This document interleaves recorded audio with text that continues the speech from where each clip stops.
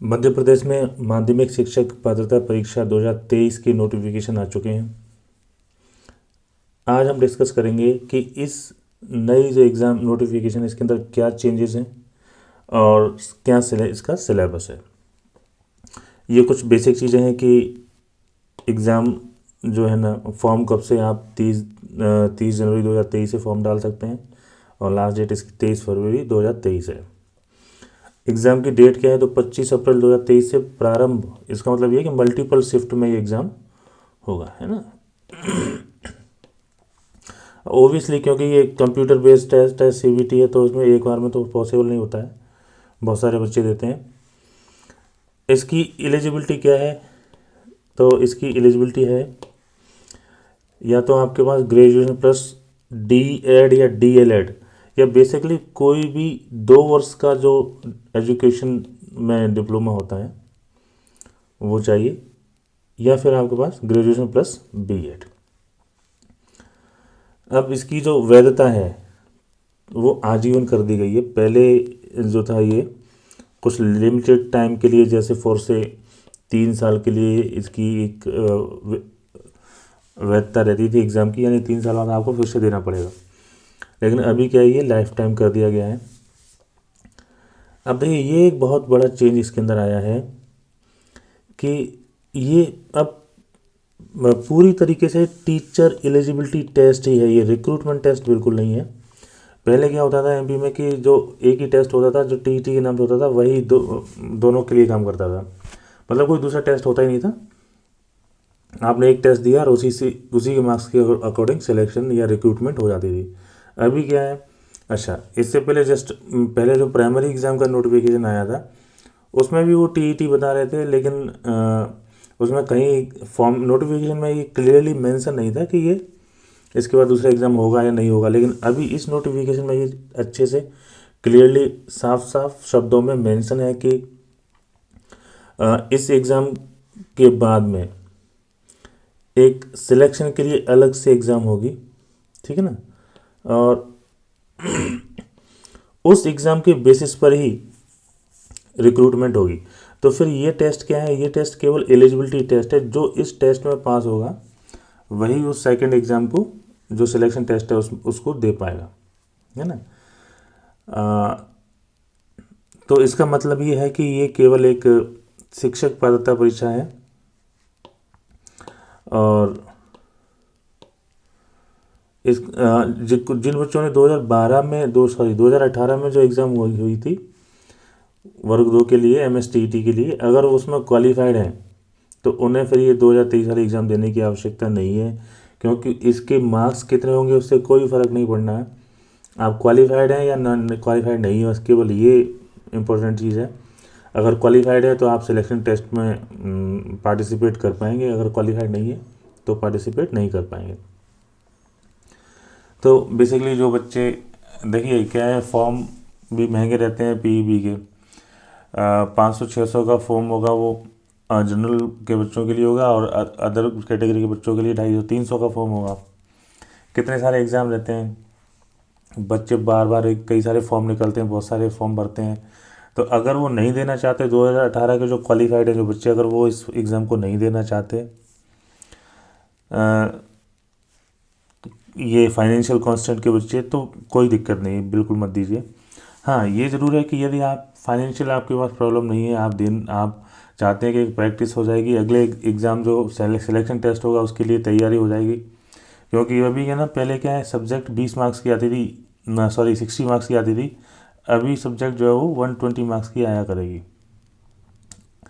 तो एक अच्छी खासी प्रिपरेशन इसमें हो जाएगी, तो आप दे सकते हैं, ठीक है। दूसरा बड़ा परिवर्तन जो है, बड़ा जो चेंज है वो है इसके अंदर नेगेटिव मार्किंग इंट्रोड्यूस हो गई है, ठीक है ना। नेगेटिव मार्किंग इंट्रोड्यूस हो गई है, ठीक है।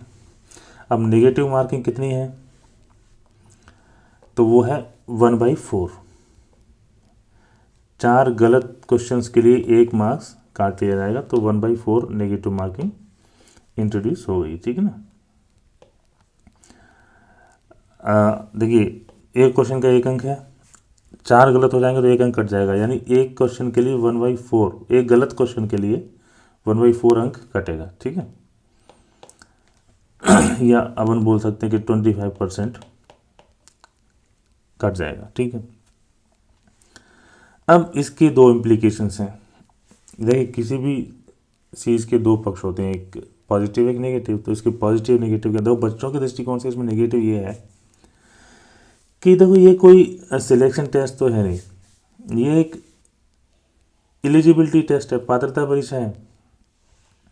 तो पात्रता परीक्षा में नेगेटिव मार्किंग की इतनी आवश्यकता थी नहीं, पहले से ही इसमें क्वालिफाइंग मार्क्स हाई रहते हैं। जैसे जनरल कैटेगरी के बच्चों को 60% मार्क्स लाने रहते हैं, यानी आउट ऑफ 150 90 मार्क्स लाने रहते हैं, जबकि अदर कैटेगरी के बच्चों को 50% मार्क्स लाने रहते हैं, यानी आउट ऑफ 150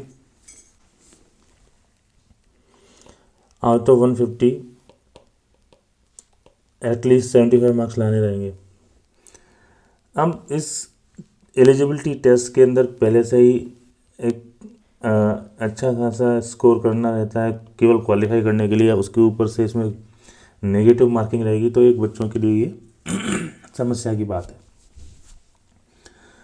पॉजिटिव क्या है इसका? पॉजिटिव जो जो जो रिक्रूट होंगे टीचर्स, वो एक अच्छी क्वालिटी के टीचर रिक्रूट होंगे। जितने स्ट्रिंजेंट प्रोसेस होती है उनकी रिक्रूटमेंट की, उतनी बेहतर क्वालिटी के टीचर रिक्रूट होंगे, तो वो भी इस बात है, ठीक है। फिर तीसरा चेंज है इसका सिलेबस।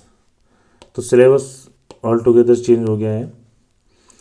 देखिए पहले क्या होता था कि एग्ज़ाम के 5 पेपर के 5 भाग होते थे, 5 पार्ट होते थे, 30 मार्क्स का ईच होता था।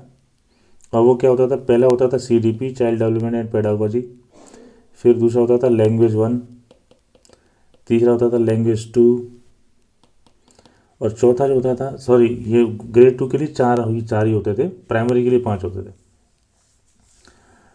चौथा जो हुआ करता था वो होता था सब्जेक्ट। तो सब्जेक्ट आता था 60 मार्क्स का, और 30 मार्क्स ईच के 3 पार्ट होते थे, CDP लैंग्वेज 1 और लैंग्वेज 2।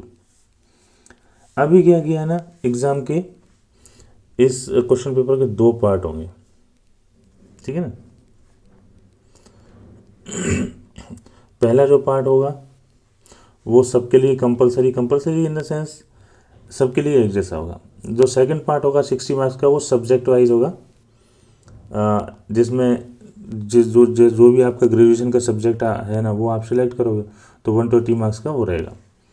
तो अब ये जो पार्ट पहला वाला पार्ट है, इसके भी 4 खंड होंगे, यानी वो 30 नंबर में भी 4 अलग अलग सब्जेक्ट होंगे। पहला होगा उसमें हिंदी, जो 8 नंबर का है, ठीक है, और दूसरा है अंग्रेजी 5 मार्क्स का इंग्लिश, सामान्य ज्ञान और समसामयिक घटनाक्रम। ये देखो हिंदी इंग्लिश तो पहले से भी था, वो अलग बात है कि पहले वो 30 मार्क्स का था, लेकिन आप पढ़ते तो पहले भी थे। लेकिन ये एक नई चीज़ है जो आपको पढ़नी पड़ेगी, जो कि पहले कम से कम TET के बच्चे तो नहीं पढ़ते थे। यानी GS हो गया, करंट अफेयर्स हो गया, रीजनिंग और मैथमेटिकल एबिलिटी अपन ऐसा कह सकते हैं। यानी रीजनिंग भी हो गया, मैथ्स भी हो गया, करंट अफेयर भी हो गया, GS भी हो गया, लेकिन ये केवल 7 मार्क्स का आएगा, है ना।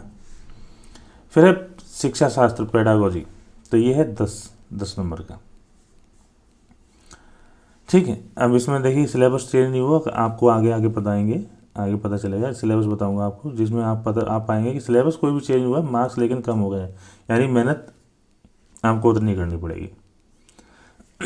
जो भाग B है, पार्ट 2 है, वो 20 नंबर का है, जिसमें आपका सब्जेक्ट जो भी आपका ग्रेजुएशन में सब्जेक्ट है, जैसे अगर आपने हिंदी से ग्रेजुएशन किया है तो 120 मार्क्स की हिंदी आएगी, और जो भी आपके सब्जेक्ट हैं इस तरीके से वो आएंगे, ठीक है। अब यहाँ बात है विषय वस्तु का स्तर, यानी किस लेवल के क्वेश्चनिंग आपसे की जाएगी। तो प्रश्न पत्र का जो भाग अ है, जिसके अंदर सामान्य ज्ञान, समसामयिक घटनाक्रम यानी करंट अफेयर, तार्किक एवं आंकिक योग्यता, पेडागोजी, ये जो चीज़ें हैं, इनकी विषय वस्तु का जो स्तर है वो हायर सेकेंडरी स्कूल जो होता है उसके जो स्तर के जो छात्र होते हैं, हायर सेकेंडरी माने आपके जो 10th 12th वाले जो बच्चे रहते हैं वो हायर सेकेंडरी में आते हैं ना। +1 +2 11 12 वाले जो बच्चे रहते हैं, तो जो वो जो बच्चे हैं उनका जो मानसिक स्तर हो सकता है उनके समकक्ष होगा। हिंदी व अंग्रेजी की विषय वस्तु का स्तर हायर सेकेंडरी स्कूल परीक्षा के समकक्ष होगा। ठीक है। जो भाग बी है, भाग ब है, उसकी विषय वस्तु का स्तर स्नातक स्तर के समकक्ष होगा। इसका मतलब क्या है, इस प्रश्न पत्र में मध्य प्रदेश राज्य की जो कक्षा 9 कक्षा 10 की जो प्रचलित पाठ्यक्रम है, विषय वस्तु तो वो होगी, यानी जो टॉपिक हैं वो क्या होंगे, जो एमपी के अंदर 9th 10th के अंदर जो सिलेबस चल रहा है, बुक्स चल रही हैं, उसकी टॉपिक वो होंगे, लेकिन उनका जो कठिनाई का स्तर है वो अधिक होगा। ठीक है। वो कठिनाई का स्तर क्या होगा, लिंकेज की क्या होगी, ग्रेजुएशन लेवल की होगी, यानी अच्छे खास स्तर के क्वेश्चन आ सकते हैं। ठीक है। अब देखिए ये इसके अंदर डिटेल, ये भी बाइफर्केशन करके इन्होंने डिटेल सिलेबस दिया हुआ है। हिंदी के अंदर जो 8 मार्क्स की हिंदी है, 8 नंबर की जो हिंदी है, जो इंग्लिश आएगी 5 अंक की, उसके अंदर भी उन्होंने डिटेल सिलेबस दिया था। ये एक अच्छी बात है, आपको क्या पढ़ना है कम से कम वो क्लियर है। और ये भी मेंशन है कि देखिए लेवल 10th स्टैंडर्ड वोकेबलरी हो गई, फंक्शनल ग्रामर के अंदर आर्टिकल, मॉडल, बाकी आप पढ़ लीजिएगा। ठीक है। फिर है GS, current affairs, reasoning, mathematics, तो उसके अंदर भी ये डिटेल सिलेबस आपको दिया गया है। ठीक है ना। अब आते हैं ये 10 मार्क्स का जो सीडीपी है, बाल विकास और शिक्षा शास्त्र, इसके अंदर आप पाएंगे कि अर्लियर जो नोटिफिकेशन आया था 2018 में, जो बच्चों ने एग्ज़ाम दिए हैं या इससे पहले जो भी एमपी के अंदर एग्ज़ाम दिए हैं जिसके अंदर ये सीडीपी इंक्लूडेड था, सेम सिलेबस है, कोई चेंज नहीं है, उसी को उठा के यहाँ पर कॉपी पेस्ट कर दिया। इसका मतलब क्या है, जब सिलेबस उतना जो वही है जो पहले था, तो आपको पढ़ना पूरा पड़ेगा ही। तो बाल विकास और शिक्षा शास्त्र के सिलेबस में कोई बदलाव नहीं है, अंक जरूर कम हो गए, पहले ये 30 मार्क्स का आता था, अभी ये 10 मार्क्स का आएगा, लेकिन मेहनत उतनी ही करनी पड़ेगी आपको। क्यों करनी पड़ेगी, उसके 2 रीजन। पहला रीजन, देखो आप अब अंदाज़ा नहीं लगा सकते कि किस ये इतने बड़े सिलेबस में से कहाँ से क्वेश्चन आएगा, कहाँ से क्वेश्चन नहीं आएगा। अब क्योंकि सिलेबस आपको कम से कम कवर करना ही रहता है, तो पढ़ना तो आपको उतना ही टाइम तो उतना ही देना पड़ेगा जितना आप पहले देते थे। विषय की पेडागोजी का आधार है ये। हर देखिए आगे अभी आप पाएंगे जो 120 मार्क्स की जो सब्जेक्ट है, उस सब्जेक्ट के अंदर भी पेडागोजी पूछी जाएगी सिलेबस में, ऐसा मेंशन है। ठीक है ना। तो वो पेडागोजी आपको तब तक समझ में नहीं आ सकती जब तक कि ये सीडीपी आपको नहीं आती होगी, इसलिए भी आपको ये पढ़ना पड़ेगा। तो क्योंकि मतलब कुल मिला के बात ये है कि ये देखने में लग रहा है 10 मार्क्स का, लेकिन ये 10 मार्क्स का नहीं है, क्योंकि ये जो 120 अंक का जो सिलेबस है सब्जेक्ट का, इसके अंदर मिनिमम मानो तो 30 मार्क्स का तो ये आना ही आना, ज़्यादा भी आ सकता है, पर मेरा एक जो गैस है, वो अनुमान है, वो ये कि 30 मार्क्स की पेडागोजी आनी है। 40-50 की भी हो सकती है, इवन 60-60 की भी हो सकती है, क्योंकि जनरली पहले कई सारे एग्जाम में देखा गया है कि खूब सारी पेडागोजी पूछी जाती रही, लेकिन मिनिमम भी माने तो 30 मार्क्स की तो आएगी। तो 30 मार्क्स यहाँ पर और 10 मार्क्स यहाँ पर, तो आउट ऑफ 150 आपकी 150 मार्क्स का जो टोटल पेपर है, उसके अंदर 40 मार्क्स का तो आप ये मान लीजिए कि सीडीपी ही है, यानी सीडीपी तो आपको फिर भी उतना ही पढ़ना पड़ेगा। जैसे एग्जांपल के लिए मैं आपको बताऊँ, मैथ्स की जो सिलेबस दिया हुआ है, तो हर सब्जेक्ट का देखो नोटिफिकेशन में डिटेल सिलेबस दिया हुआ है। मैं सारे सब्जेक्ट की सिलेबस तो यहाँ नहीं ले सकता, नोटिफिकेशन आपको पढ़ने को मिल ही जाएंगे, लेकिन मैं आपको एग्जांपल के लिए बताता हूँ। जो मैथ्स का जो पहला है उसके अंदर सब्जेक्ट दिया मैथ्स, तो मैथ्स के सिलेबस में जो पार्ट बी है, हर सब्जेक्ट के सिलेबस में पार्ट बी में पेडागोजी वाले जो सिलेबस भी दिया हुआ है पार्ट बी करके। ठीक है। अब मैथ्स में दिया हुआ देखिए ये बिंदु, अब ये बिंदु आपको देखने में लग सकते हैं कि अरे ये 4-5 पॉइंट ही तो हैं, 4-5 टॉपिक नहीं है ये, इसके अंदर तो सारी की सारी मैथ्स की पेडागोजी कवर होगी। मैथ्स की पेडागोजी अपने आप में बहुत इम्पोर्टेंट, बहुत बड़ा एक हिस्सा है। ठीक है ना। तो अब निष्कर्ष क्या है, ओवरऑल कंक्लूजन क्या है अपना, ठीक है। कंक्लूजन ये है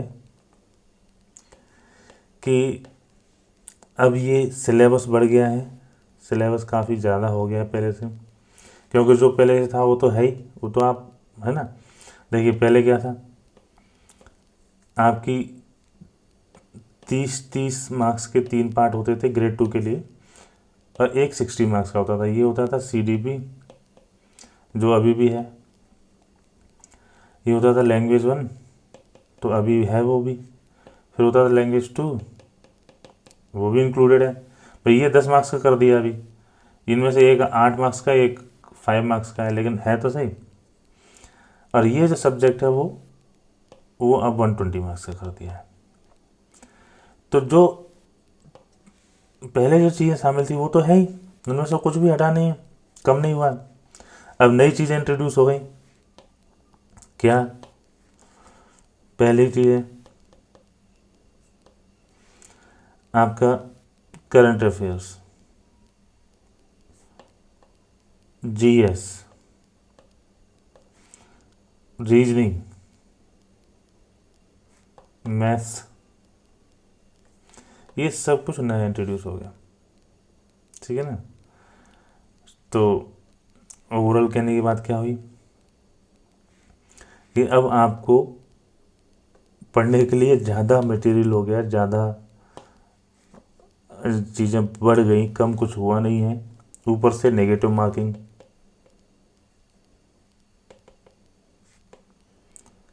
तो हम कह सकते हैं पहले से ज़्यादा टफ हो गया, है ना।